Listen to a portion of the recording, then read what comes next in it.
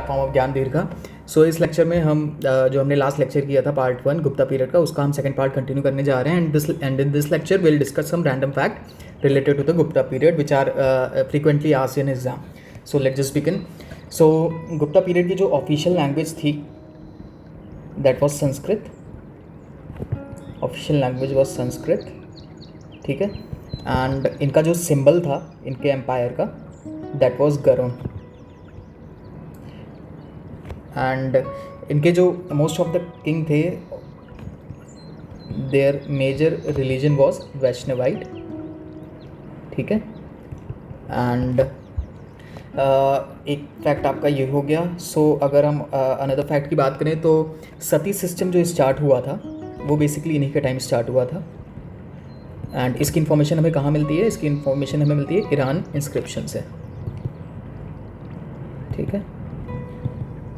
And इन्हीं के period में रामायण और महाभारत कंपाइल हुआ था। And Mahabharat was compiled in their period. और अगर हम इनके कंटेम्प्रेरी जो एम्पायर्स थे उससे रिलेटेड बात करें तो इनके कंटेम्प्रेरी एम्पायर थे, इनके जो कंटेम्प्रेरी एम्पायर थे देवर वाकाटकास, पल्लवास, चोला,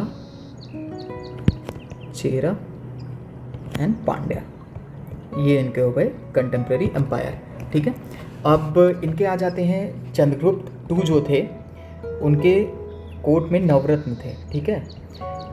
उनके कोर्ट में नवरत्न थे, उनके बारे में डिस्कस कर लेते हैं कि कौन से नवरत्न थे, उनका बेसिक मतलब किस फील्ड से वो रिलेटेड थे, वो हम अब डिस्कस करेंगे।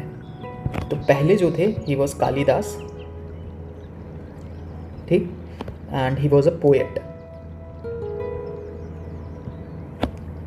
ठीक है। और कालिदास के अब हम बात करें तो इनकी जो मेजर इनकी जो राइटिंग्स हैं उसको भी हम डिस्कस कर लेते हैं यहीं पे। तो पहली है उनकी अभिज्ञान शकुंतलम, अभिज्ञान शकुंतलम। दूसरी है इनकी विक्रमोर्वशीय, विक्रमोर्वशीय। थर्ड है इनकी Malvika Agnimitram.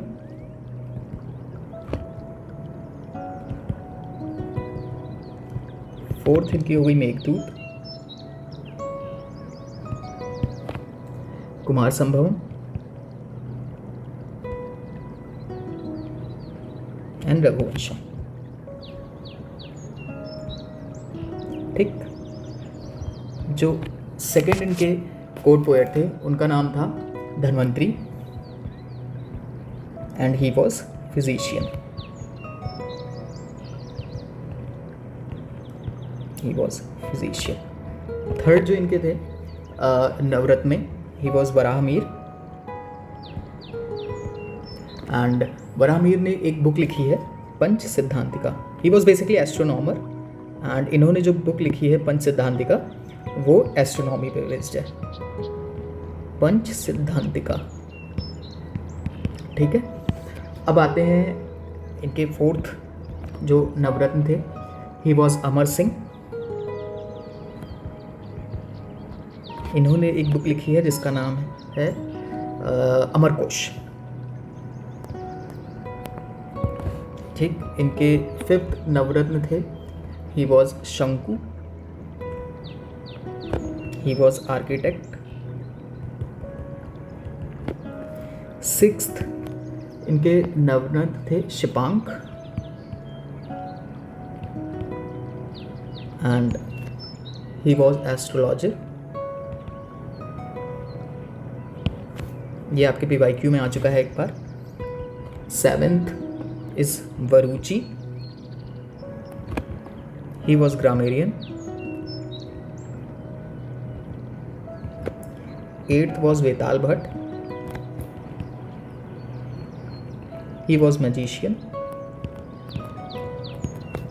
And last one is Ghatkarpar, ninth.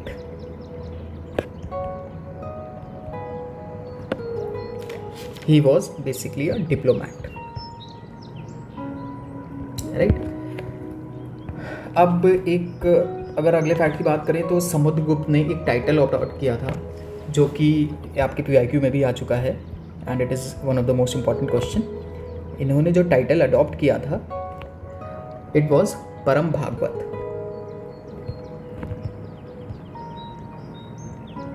And he used to play veena. ये वीणा भी प्ले करते थे और इनका एक और नाम था कविराज। ठीक है। और अगर हम अगले फैक्ट की बात करें तो जो इनका गुप्ता पीरियड का प्रोविंशियल एडमिनिस्ट्रेशन था वो कुछ इस तरीके का था। इनका प्रोविंशियल अगर हम सीक्वेंस वाइज की बात करें तो पहले पड़ता था भुक्ति, देन विश्य, देन वीथी और सबसे छोटी यूनिट थी ग्राम। ठीक है। और इनके गुप्ता पीरियड में जो पोर्ट्स थे उनकी भी काफ़ी इंपॉर्टेंस थी। तो एक पोर्ट इनका था ताम्रलिप्ति, ये था वेस्ट बंगाल में। And this port used to deal trade with basically south east Asian जो हमारा रीजन है उससे ये ट्रेड डील करता था। एंड चाइना से भी डील करता था, जावा, सुमात्रा जो बेसिकली हमारा ये इस साइड वाला रीजन है उससे डील करता था। ठीक है। और एक और पोर्ट था इनका, वो भी बहुत इम्पॉर्टेंट था and that was Bharuch port. This used to deal with western countries. ठीक। अब हम नेक्स्ट फैक्ट की बात करें तो जो गुप्ता पीरियड था इसकी जो मेन इंडस्ट्री थी दैट वाज टेक्सटाइल इंडस्ट्री। ठीक है। ये इनकी मेन इंडस्ट्री थी। And some of the prominent region of textile was Gujarat, West Bengal. Gujarat हो गया आपका, वेस्ट बंगाल था और डेक्कन का रीजन था और तमिलनाडु का रीजन था। तो these were the prominent region of textile industry. ठीक। और अगले फैक्ट की बात करें तो फाहियान ने अपनी बुक में अपनी राइटिंग्स में अपनी बुक्स में मेंशन किया है कि there was one hospital in Patna. ये भी आपका PYQ है। यहाँ पे मैं जितने भी क्वेश्चन डिस्कस कर रहा हूँ most of the I think all of the question are asked in the various examination.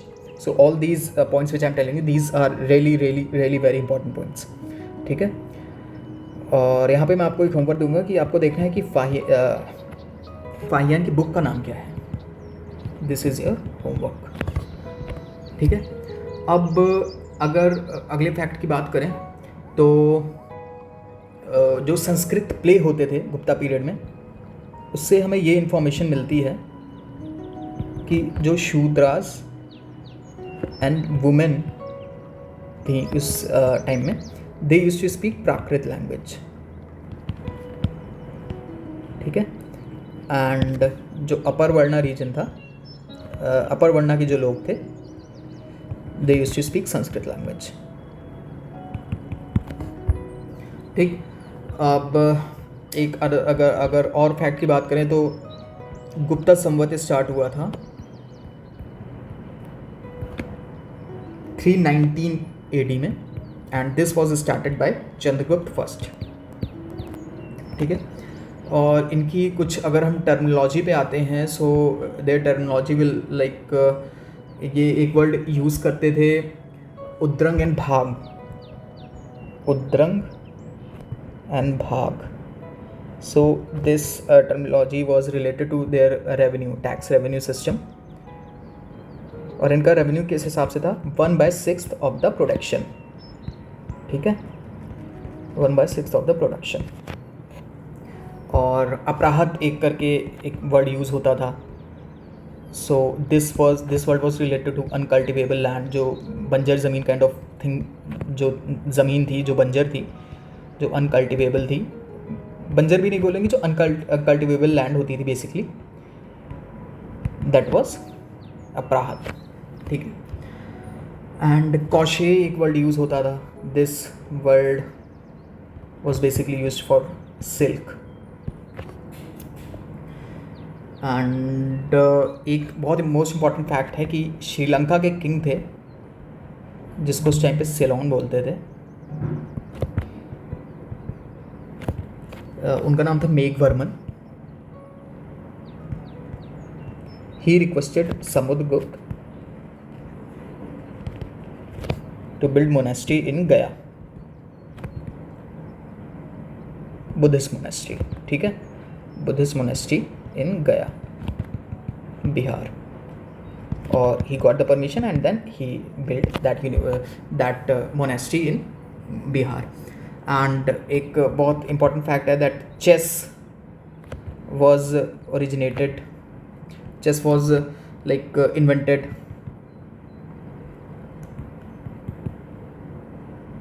in Gupta period. ठीक है, and in India only. So chess जो गेम है ये हमारे इंडिया में ही हुआ है. So these were some important facts जो कि गुप्ता पीरियड से रिलेटेड है. I hope you like the lecture. Thank you so much.